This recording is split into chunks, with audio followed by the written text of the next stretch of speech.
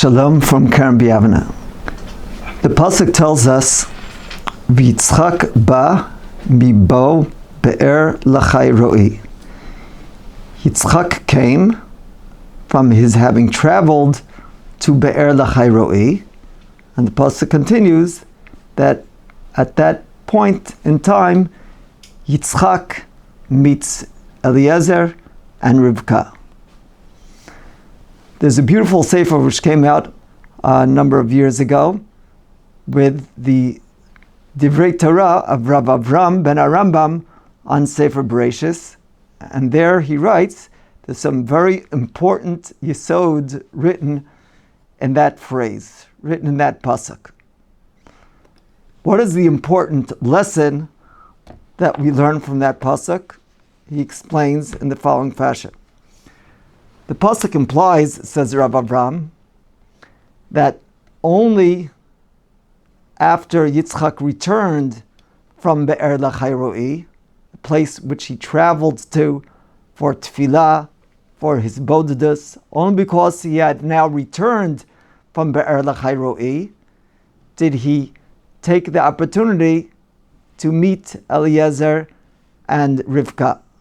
But had he been on the way to Be'er Lachai Roi, then even if Eliezer and Rivka would have showed up, he would have told them, sorry, I have something important to do now, I'll see you later.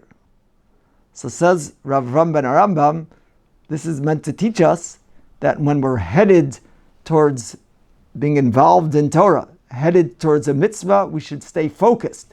We shouldn't get sidetracked even by all sorts of issues which might be important issues, but nevertheless, first things first. I once read that Reb Chaim Soloveitchik, sometimes when he would sit down to learn, he would walk into his study and move his desk or move some closet against the door so that nobody would disturb him, so he wouldn't have any yetzer hara to get up in the middle of his learning.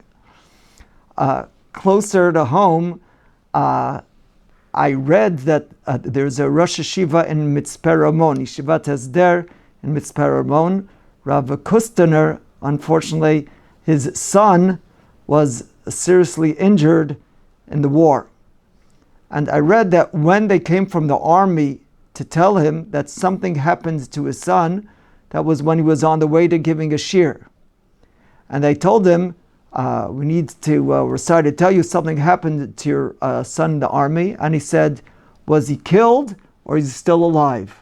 And they told him, well, he wasn't killed, he's seriously injured. So he said, well, if that's the case, so I could wait to hear the details afterwards. Now I'm on the way to shir. Now, we're not holding by such a madrigos. We're not on such a high level, but nevertheless, we can take from here the idea of trying to stay focused, not to be sidetracked, not to be distracted when we're on our way to be involved in the Torah learning. One practical application of this perhaps could be the following.